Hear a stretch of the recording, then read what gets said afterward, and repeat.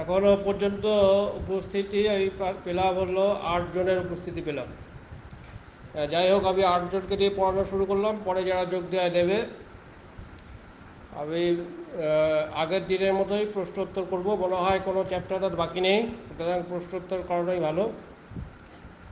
আমি তোমরা সকলে কাগজ কলম নিয়ে খাতা কলম নিয়ে বসো।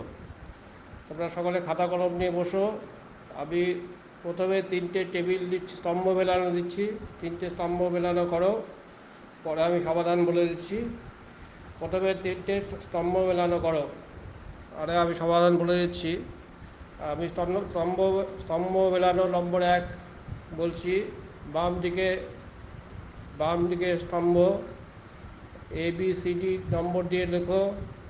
নম্বর A হচ্ছে 1947 খ্রিস্টাব্দ, নম্বর B 1953 খ্রিস্টাব্দ, নম্বর C 1956 খ্রিস্টাব্দ, নম্বর D 1966 খ্রিস্টাব্দ।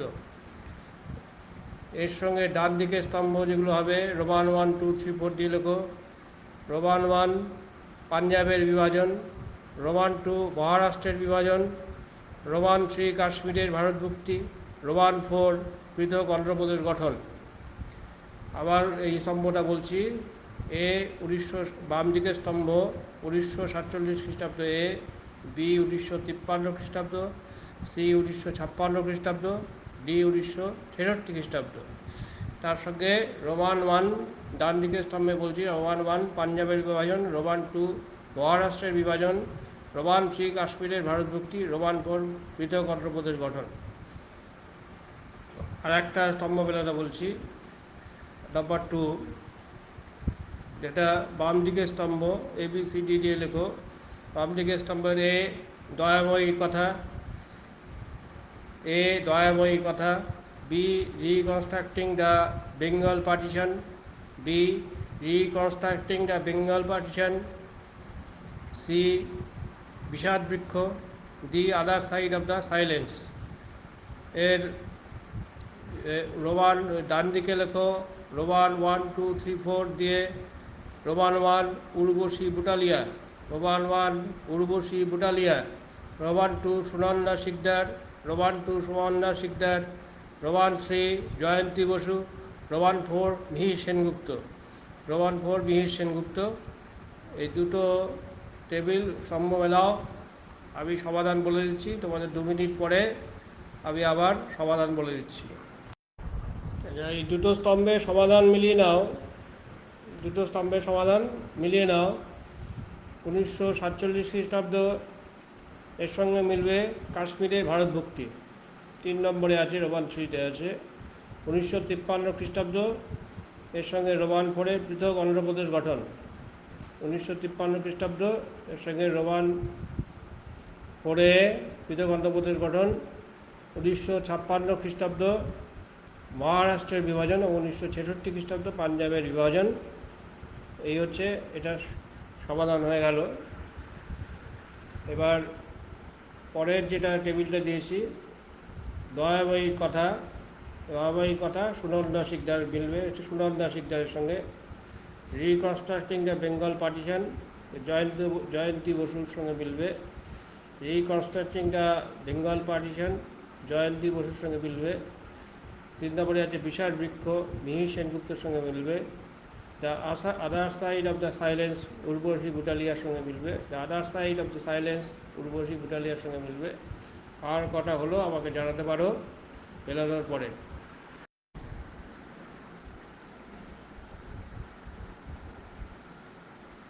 আচ্ছা, আমি তোমাদের বইয়ের অনুশীলনী থেকেই করাচ্ছি আর কি, যেগুলো কিছু বিবৃতি এবং ব্যাখ্যা প্র্যাকটিস করতে হবে। তোমাদের আসে তো এগুলো, বিবৃতি এবং ব্যাখ্যা এগুলো আসে, আমি করাচ্ছি। তোমরা কোনো রেসপন্স না করলে আমার কিছু করার নেই। তোমরা তোমাদের কোনো সাজেশন থাকলে তোমরা বলতে পারো যে এইভাবে করান স্যার। আমি আমার মতো করে পড়াচ্ছি, তোমরা দেখো তাতে তোমাদের সুবিধা হচ্ছে কিনা, অসুবিধা হলে জানাবে। আচ্ছা, প্রথম হচ্ছে 1 নম্বর বিবৃতি বলছি। স্বাধীনতার পর কংগ্রেস হায়দ্রাবাদে নিজামের বিরুদ্ধে সত্যাগ্রহ আন্দোলনে ডাক দেয়। স্বাধীনতার পর কংগ্রেস হায়দ্রাবাদের নিজামের বিরুদ্ধে সত্যাগ্রহ আন্দোলনের ডাক দেয়। এটা হচ্ছে স্বাধীনতার পর কংগ্রেস হায়দ্রাবাদের নিজামের বিরুদ্ধে সত্যাগ্রহ আন্দোলনের ডাক দেয়। এর তিনটে ব্যাখ্যা আছে। ব্যাখ্যা এক, তেলেঙ্গানা অঞ্চলে কৃষক বিদ্রোহ শুরু হয়েছিল। ব্যাখ্যা দুই, নিজামের রাজাকার বাহিনী হায়দ্রাবাদে সন্ত্রাসের শাসন কায়েম করেছিল। ব্যাখ্যা দুই, নিজামের রাজাকার বাহিনী হায়দ্রাবাদে সন্ত্রাসের শাসন কায়েম করেছিল। আর ব্যাখ্যা তিন, হায়দ্রাবাদে আইন শৃঙ্খলার চরম অবনতি হয়েছিল। ব্যাখ্যা তিন, হায়দ্রাবাদে আইন শৃঙ্খলার চরম অবনতি ঘটেছিল।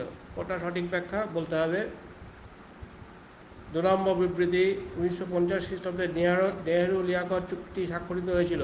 1950 খ্রিস্টাব্দে নেহেরু লিয়াকত চুক্তি স্বাক্ষরিত হয়েছিল। ব্যাখ্যা ওয়ান, উদ্বাস্তুদের আগমন নিয়ন্ত্রণ করার প্রয়োজনীয়তা অনুভূত হয়েছিল। ব্যাখ্যা টু, ভারতের সংখ্যালঘুদের স্বার্থ সুরক্ষিত করা আবশ্যক ছিল। ব্যাখ্যা তিন, ভারত সরকারের দণ্ডকারণ্য পরিকল্পনা ব্যর্থ হয়েছিল। 1950 খ্রিস্টাব্দে নেহেরু লিয়াকত চুক্তি স্বাক্ষরিত হয়েছিল, তার কারণ। ব্যাখ্যা এক, উদ্বাস্তুদের আগমন নিয়ন্ত্রণ করার প্রয়োজনীয়তা অনুভূত হয়েছিল। ব্যাখ্যা দুই, ভারতের সংখ্যালঘুদের স্বার্থ সুরক্ষিত করা আবশ্যক ছিল।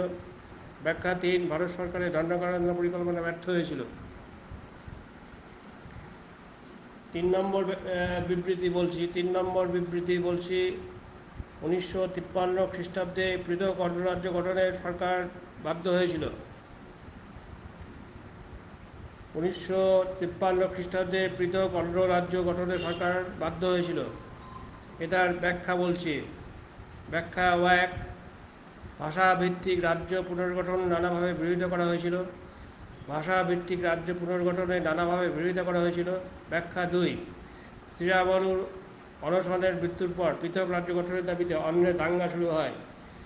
ব্যাখ্যা দুই, শ্রীরামালুর অনশনের মৃত্যুর পর পৃথক রাজ্য গঠনের দাবিতে অন্যের দাঙ্গা শুরু হয়। ব্যাখ্যা তিন, 1950 ষাটের দশকে একাধিক ভাষাভিত্তিক রাজ্য পুনর্গঠনের দাবি জানানো হয়। ব্যাখ্যা তিন, 1950 ষাটের দশকে একাধিক ভাষাভিত্তিক রাজ্য পুনর্গঠনের দাবি জানানো হয়। এবারে আমি 4 নম্বর বিবৃতি বলছি। 4 নম্বর বিবৃতি হচ্ছে, বাংলায় উদ্বাস্তু সমস্যা ছিল পাঞ্জাবের তুলনায় দীর্ঘস্থায়ী। বাংলায় উদ্বাস্তু সমস্যা ছিল পাঞ্জাবের তুলনায় দীর্ঘস্থায়ী। বাংলায় উদ্বাস্তু সমস্যা ছিল পাঞ্জাবের তুলনায় দীর্ঘস্থায়ী। ব্যাখ্যা এক, পাঞ্জাবে অধিকতর রক্তক্ষয়ী দাঙ্গা হয়েছিল। ব্যাখ্যা এক, পাঞ্জাবে অধিকতর রক্তক্ষয়ী দাঙ্গা হয়েছিল। ব্যাখ্যা দুই, নেহেরু পূর্ব ভারতে উদ্বাস্তু সমস্যা সম্পর্কে উদাসীন ছিলেন। নেহেরু পূর্ব ভারতে উদ্বাস্তু সমস্যা সম্পর্কে উদাসীন ছিলেন। ব্যাখ্যা তিন, 1947-এর পর বহু বছর ধরে বাংলায় উদ্বাস্তুদের আগমন অব্যাহত ছিল। 1947-এর পর বহু বছর ধরে বাংলায় উদ্বাস্তুদের আগমন অব্যাহত ছিল। আচ্ছা, বিবৃতির ব্যাখ্যাগুলো আমি বলে দিচ্ছি। 1 নম্বর বিবৃতি, স্বাধীনতার পর কংগ্রেস হায়দ্রাবাদের নিজামের বিরুদ্ধে সত্যাগ্রহ আন্দোলনের ডাক দেয়। এটার কারণ ছিল নিজামের রাজাকার বাহিনী হায়দ্রাবাদে সন্ত্রাসের শাসন কায়েম করেছিল। আচ্ছা, বিবৃতি নম্বর 2, 1950 খ্রিস্টাব্দে নেহেরু লিয়াকত চুক্তি স্বাক্ষরিত হয়েছিল। এটা হচ্ছে উদ্বাস্তুদের আগমন নিয়ন্ত্রণ করার প্রয়োজনীয়তার জন্যেই এবং সংখ্যালঘু স্বার্থ সুরক্ষিত করা।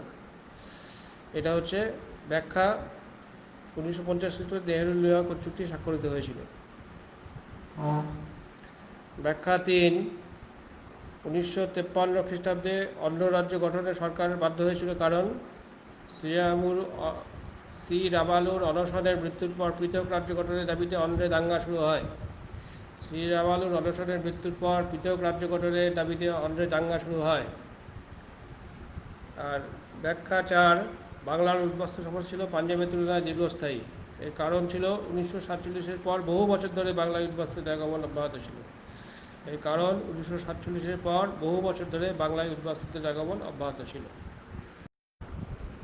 আচ্ছা, উদ্বাস্তু সমস্যার ওপরে কতগুলি ভারতের উদ্বাস্তু দেশ বিভাগ এবং উদ্বাস্তু সমস্যার ওপরে কতগুলো বিখ্যাত বইয়ের নাম তোমরা লিখে নিতে পারো। কতগুলো বিখ্যাত বই যেগুলো ভারতের দেশ বিভাগ এবং উদ্বাস্তু সমস্যার উপরে লেখা, যেমন সলোমন রুশদির লেখা মিডনাইট চিলড্রেন, সলোমন রুশদির লেখা মিডনাইট চিলড্রেন। সলোমন রুশদি খুব বিখ্যাত লেখক। খুশবন্ত সিংয়ের লেখা ট্রেন টু পাকিস্তান, খুশবন্ত সিংয়ের লেখা ট্রেন টু পাকিস্তান, খুশবন্ত সিংয়ের লেখা ট্রেন টু পাকিস্তান। নীরজ চন্দ্র চৌধুরীর লেখা autobiography of an unknown Indian, Niraj Chandra চৌধুরীর লেখা autobiography of an unknown Indian, Niraj Chandra চৌধুরীর লেখা autobiography of an unknown Indian.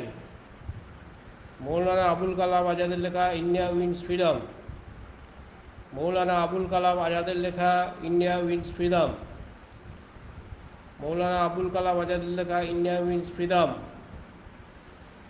শঙ্খ ঘোষের লেখা সুপরিবনের শাড়ি, শঙ্খ ঘোষের লেখা সুপরিবনের শাড়ি।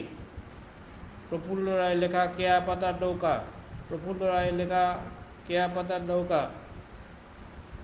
অতীন বন্দ্যোপাধ্যায়ের লেখা নীলকণ্ঠ পাখির খোঁজে, অতীন বন্দ্যোপাধ্যায়ের লেখা নীলকণ্ঠ পাখির খোঁজে। মুন্সি প্রেমচাঁদের লেখা গোদাল, মুন্সি প্রেমচাঁদের লেখা গোদাল। ভীষ্ম সাহাটির লেখা তামস, ভীষ্ম সাহাটির লেখা তামস। আচ্ছা, র্যাডক্লিফ কমিশনের উত্তর আমি বলে দিচ্ছি। র্যাডক্লিফ কমিশন হচ্ছে সীমানা নির্ধারণ কমিশন। ভারতের যখন বিভাজন হয়েছিল তখন সিরিল র্যাডক্লিফ নামক একজন ওভারসিয়ারকে, তিনি একজন ব্রিটিশ, সিরিল র্যাডক্লিফ, তাকে দায়িত্ব দেওয়া হয়েছিল ভারত বিভাজনের জন্যে, সীমানা নির্ধারণের জন্যে, অর্থাৎ ভারত পাকিস্তানের সীমানা নির্ধারণ। অর্থাৎ ভারত পাকিস্তানের সীমানা, অর্থাৎ যেহেতু ভারত বিভাজনের সময় ভারতের দুটো রাজ্য বিভক্ত হয়েছিল, বাংলা এবং পাঞ্জাব, বাংলা এবং পাঞ্জাব। সুতরাং পূর্ব পাঞ্জাব এবং পশ্চিম পাঞ্জাবের সীমানা নির্ধারণ এবং পূর্ববঙ্গ ও পশ্চিমবাংলার সীমানা নির্ধারণ, এই কাজটা সিরিল র্যাডক্লিফকে করতে দেওয়া হয়েছিল। করার জন্য 6 সপ্তাহ সময় দেওয়া হয়েছিল। এবং এই সীমানা নির্ধারণের জন্য 6 সপ্তাহ মাত্র সময় দেওয়া হয়েছিল সিরিল র্যাডক্লিফকে। 6 সপ্তাহের মধ্যে এই সিরিল র্যাডক্লিফ রিপোর্ট পেশ করেন 16ই আগস্ট 1947 খ্রিস্টাব্দে। তাতে পশ্চিমবঙ্গে এসেছিল 36% এলাকা এবং 35% আদিবাসী, আর মুসলমানরা 16% পশ্চিমবঙ্গে পড়েছিল, আর হিন্দুদের 42% পড়েছিল পূর্ববঙ্গ। আর পাঞ্জাবকে পূর্ব পাঞ্জাব আর পশ্চিম পাঞ্জাবে বিভক্ত করা হয়েছিল। পূর্ব পাঞ্জাব আসে সমগ্র পাঞ্জাবের 38% ও ভোট জনসংখ্যার 40%। এটাই হচ্ছে র্যাডক্লিফ কমিশন এবং র্যাডক্লিফ কমিশনের রিপোর্ট। আচ্ছা, তোমাদের আবার আমি কিছু স্তম্ভ মেলানো দিচ্ছি। তোমাদের কোনো রেসপন্স পাচ্ছি না, আমি আমার মতো করিয়ে দিচ্ছি। আবার তোমাদের কিছু স্তম্ভ মেলানো দিচ্ছি। এবারে বাঁ দিকে ABCD করে লেখো। ভারতের ভারতের সর্ববৃহৎ দেশীয় রাজ্য, ভারতের সর্ববৃহৎ দেশীয় রাজ্য। বি, উত্তর ভারতের দেশীয় রাজ্য, বি, উত্তর ভারতের দেশীয় রাজ্য। সি, ভারতের প্রথম ভাষাভিত্তিক রাজ্য, সি, ভারতের প্রথম ভাষাভিত্তিক রাজ্য। আর ডি, সৌরাষ্ট্র উপকূলের ছোট রাজ্য। আর ডি হচ্ছে সৌরাষ্ট্র উপকূলের ছোট রাজ্য। এই মেলানোর জন্যে ডান দিকে রোমান 1, 2, 3, 4 করে লিখবে। Roman 1 Junagadh, Roman 2 Andhra Pradesh, Roman 3 Kashmir, Roman 4 Hyderabad. মেলাও, মেলানোর পরে আমি 1 মিনিটের মধ্যে সমাধান বলে দিচ্ছি। আরেকটি টেবিল দিচ্ছি। এগুলো টেবিলগুলো মেলানো মানে তোমাদের অনেক ছোটো প্রশ্ন তৈরি হয়ে যাওয়া। শুধু টেবিল তৈরি হচ্ছে তা নয়, অনেক ছোটো প্রশ্ন তৈরি হয়ে যাচ্ছে। টেবিলের বাম দিকে লেখো কাশ্মীরের মহারাজা, এ, বি জুনাগড়ের দেওয়ান, বি জুনাগড়ের দেওয়ান, সি হায়দ্রাবাদের নিজাম, সি হায়দ্রাবাদের নিজাম, আর ডি ত্রিবাঙ্কুর সমস্যা, ডি হচ্ছে ত্রিবাঙ্কুর সমস্যা। এবারে ডান দিকে রোমান 1 2 3 4 স্তম্ভের ডান দিকে 1 VP Menon, 1 VP Menon, 2 Osman Ali Khan, 2 Osman Ali Khan, 3 Shahnawaz Bhutto, C Shahnawaz Bhutto এবং ডি হরি সিং, ডি হরি সিং।